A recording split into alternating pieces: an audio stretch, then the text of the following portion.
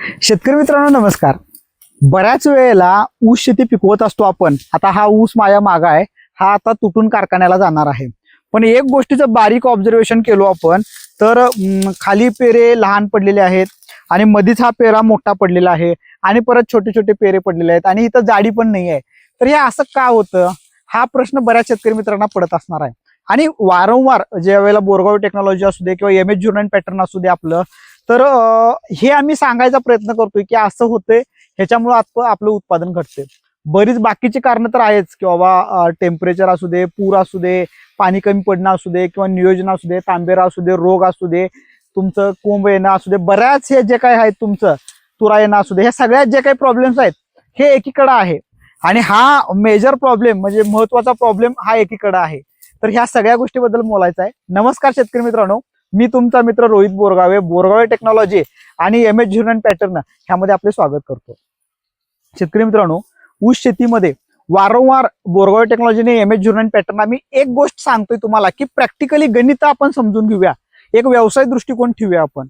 2 ओळीतलं अंतर 4.5 फूट, 5 फूट, 6 फूट जे काय आहे आणि 2 रोपं म्हणजे बऱ्यापैकी 6,000 रोपं ही एकरी आपली बसतात. तर 6,000 रोपं बसल्यावर त्याला 8 फुटवे काढतोय आपण, तर 48,000 ऊस आपल्या शेतामध्ये राहतात. त्यातले 40,000 मेंटेन ठेवणं हे गरजेचं आहे. आता कदाचित पहिलीच चूक ह्यामध्ये झालेली आहे की बाबा एका गड्ड्यामध्ये 8 फुटवे पाहिजे होते आपल्याला, तर इथं 8च्या ऐवजी 10 ते 12 फुटवे तयार झालेले आहेत. म्हणजे एका ठिकाणचं जे काही अन्न वाढायची कपॅसिटी आहे किंवा ह्या सराउंडिंग इथं जे काही अन्न टाकतोय आपण किंवा असणारा अन्न आहे हे उचलून घेताना पहिलं महत्वाचं कॉम्पिटिशन इथं तयार झालेलं आहे. त्याच्यामुळे बघा हा ऊस पातळ दिसतोय आणि हा ऊस मोठा दिसतोय. ही बेसिक थोडंफार गोष्टी या कॉम्पिटिशनमुळे पहिलं महत्वाचं होत असतात. पण ह्याच्या पण पेक्षा सगळ्यात महत्वाचा पुढचा महत्वाचा मुद्दा आहे की बाबा ज्या वेळेला आपण 40,000 ऊस ठेवतोय आणि त्याला 2 किलो 2.5 किलोला न्यायचा असतोय आपल्याला, तर हे न्यायचा कालावधी आपल्यासाठी महत्वाचा आहे. बरीच लोकांचा ऊस 12 महिन्यात जातो आणि तुम्ही 100 टनचा प्लॅन करत असला तर शक्य नाही आहे. बेसिक महत्वाची प्रॅक्टिकल गोष्ट काय आहे आपल्याकडं की एक पेरा बऱ्यापैकी वाढायला 10 दिवस लागतो आपल्याकडं. म्हणजे 10 दिवसाच्या स्पॅन मध्ये हे पेरे हे आपले वाढत वाढत जात असतात आणि त्या पद्धतीमध्ये त्याची डेव्हलपमेंट होत असते. म्हणजे एका महिन्यामध्ये 3 कांड्या ह्या तयार व्हायचं हे काम होत असतं. मग हे 3 कांड्या होत असताना त्याला जमिनीत पाणी, हवा, हवेतनं अन्न, जमिनीतलं अन्न, मुळी चांगल्या असणं आणि प्रॉपर फर्टिगेशन मिळालं तर ही पेरे तुमचे ह्या उंचीऐवजी थोडंफार जास्त लांब पण घडू शकतात आणि जाळीला पण चांगलं होऊ शकतं. 100% व्हरायटी वाईज डिपेंड असतं.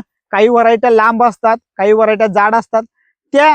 त्याचा गुणधर्म थोडाफार असतो, पण रियालिटी वाईज ऊस वाढीसाठी पण ह्या बेसिक महत्वाच्या गोष्टी आहेत. मग आपलं काय चुकतं की ज्या त्या वेळेला योग्य प्रकारे फर्टिगेशन देणं असू देत किंवा नियोजन असू दे हे चुकतं. आता इथंच बघा की सुरुवातीला शेतकरी मित्रांनो इथं कांड्या ह्या पेरे लहान पडलेल्या आहेत. कदाचित हिथपर्यंत यांचा भरणीचा स्टेज असणार आहे, भरणीला त्यांनी खत टाकले असणार आहेत. ज्या वेळेला भरणीला खत टाकलेलं आहे तिथनं थोडं थोडं पेरे हे वाढत गेलेले आहेत.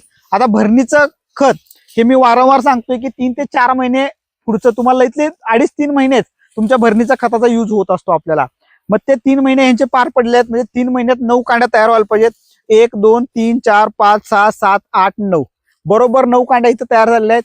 तिथनं पुढं परत पेऱ्यातलं जाडी पण कमी होत चालली आणि उंची पण कमी होत चाललेली आहे.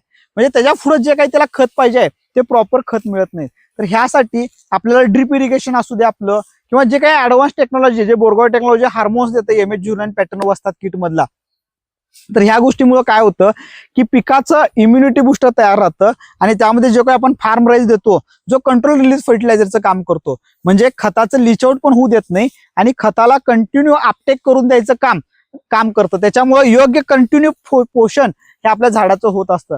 त्याच्यामुळं दर 10 दिवसाला आपल्या लांबी ही वाढत जाणं गरजेचं आहे. मग असं जर का झालं आपल्याला की बाबा हिथं लहान पडलं हिथं फरक पडलाय, तर अशा वेळेला हे ऑब्झर्वेशन ठेवून आपण आपल्या खतामध्ये बदल करणं, पाण्यामध्ये बदल करणं, फर्टिगेशन प्रॉपर देणं हे गरजेचं आहे. पण आता बऱ्याच ठिकाणी काय होतं महाराष्ट्रामध्ये की प्रत्येक ठिकाणी ड्रिप इरिगेशन सिस्टीम नाही आहे, पाट पाण्यानं आपण देत असतो.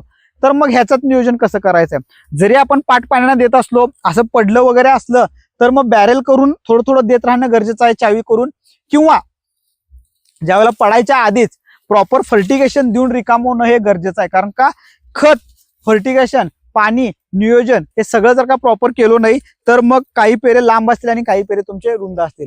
मग तसं बघायला गेलो तर आज हे सुद्धा जवळपास 15 20 25 कांड्या तयार झालेल्या आहेत, पण तेवढं जे काही वजन भरायला पाहिजे ह्याचं ते भरत नाही आपल्याला. तर ह्यासाठी संख्या महत्वाची नाही आहे. ज्या संख्या पडणार आहेत तुमचं जे ऊस पडणार आहे तो ठोसदार असला पाहिजे, तो जोमदार असला पाहिजे आणि तो क्वालिटी असला पाहिजे. मग ह्यासाठी जमिनीतनं न्यूट्रिशन बरोबर फार्म राईज हे खूप महत्वाचं आहे. आणि जे काही MS जुनन वस्तात किट आहे फक्त 3700 रुपयाचं किट आहे. ह्यामध्ये 2 आळवणी, 1 डोस फार्म राईजचा सपोर्ट डोस प्लस 3 फवारणी देतो. त्याच्यामुळे वरनही अन्न तयार होतं. नुसतं खालून अन्न उपयोगाचं नाहीये, वरूनही अन्न तयार झालं, डबल ताकद लागतं, डबल इंजिन तयार होतं. त्यामुळे परत डबल वाढ ह्याचं होत असतं. आणि महत्वाचं ज्यावेळेला हार्मोन्स पिकामध्ये जातं त्यावेळेला स्ट्रेस मॅनेजमेंट असू दे किंवा त्याचं स्वतःची सेल्फ इम्युनिटी तयार करणं असू देत, ह्या सगळ्या गोष्टी ह्यामध्ये घडतात. त्याच्यामुळे एक समान ऊस व्हायचं काम हे आपल्याला होत असतं. तुम्ही एकदा करून पहा. तुमचं 2 एकर असलं तर 1 एकरला वस्तात किट वापरा. अर्धा एकर असलं तर एकदा नुसतं फार्म राईज वापरून पहा. 1 एकरला किंवा तुमचा एखादा स्प्रे डोस घेऊन पहा. फरक काय पडतो ते पहा आणि मग तुम्ही एकदा तुमच्या पूर्ण एकरला वापरून पहा. म्हणजे रिझल्ट तुम्हाला नक्की 100% कळून जाईल. धन्यवाद शेतकरी मित्रांनो.